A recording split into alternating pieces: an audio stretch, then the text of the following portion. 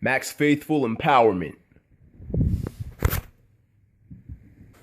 As a few thoughts crossed the mind, I figured I'd make a quick video just to discuss compromise and value. When you have a set of values of any sort, there's nothing wrong with a little bit of modification or compromise. For instance, let's use an example that somewhat relates to the last video that I just did a few days ago, dating. Let's say that a man doesn't chase women, and it's his principle. Totally respectable. Some guys like to chase, some women like to lead the chase. Holding true to that value is definitely something that is difficult to do, and it takes a lot of discipline. However, it doesn't have to be so verbatim and so by the book that one contact is made or one attempt is made and all of a sudden there's no response from the other party, being the woman. And the result of that is that you never contact her again. A little bit of persistence is all right. It shows that you're still interested, but if you give yourself a limit based on the discipline not to chase the person down, you still fall under that principle of not chasing.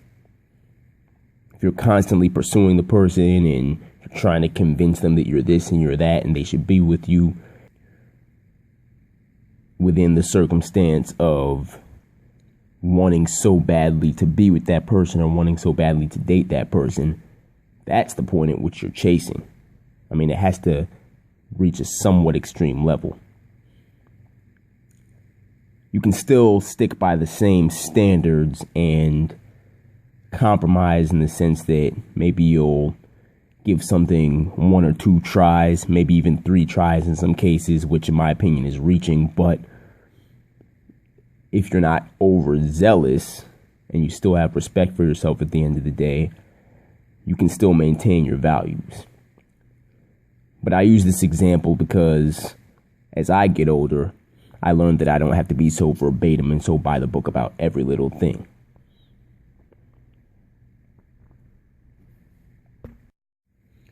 For example,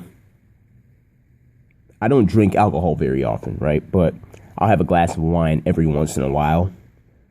Hell, I even took a shot of Hennessy Black, which I personally think was disgusting because it was supposed to be smooth according to the groom whose bachelor party we were doing it for, but it went down to me like regular Hennessy. Maybe my taste buds are weird or something like that. But the point is, that was an occasional thing. But generally, I don't drink alcohol, and I have my reasons for it. No, I'm not a recovering alcoholic. I've never had a problem with alcohol. It's just that I was never a big drinker. And so it started out with setting a new guideline for myself not to drink at all. And then it eventually modified to only drinking a glass of wine every once in a while.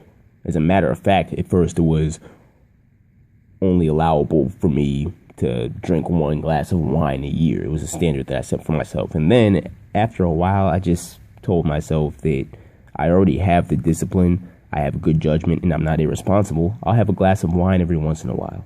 If there's a special occasion, I'll take a shot, whatever. The point is, it's not something I'm doing every single weekend. I'm not getting trashed. I'm not abusing my body or poisoning myself. I've never lived that lifestyle. Not saying that I've never been drunk before, but being that I was never a big drinker, I know my discipline. It's never been a problem. So the point is, at a certain time in life, I set new guidelines for myself, and for the most part, I still stick within them. I don't break my principles, but certain situations allow you to modify certain things or to kind of break away from the standard routine. As long as you have respect, discipline, and good judgment for yourself, you'll be fine. So, moral of the story is relax a little bit, live life, do it within reason, be safe, be respectful of others and yourself, and life will be good. Signing off. It's Friday night. I shouldn't be sitting here making videos, so I'm going to go enjoy my night.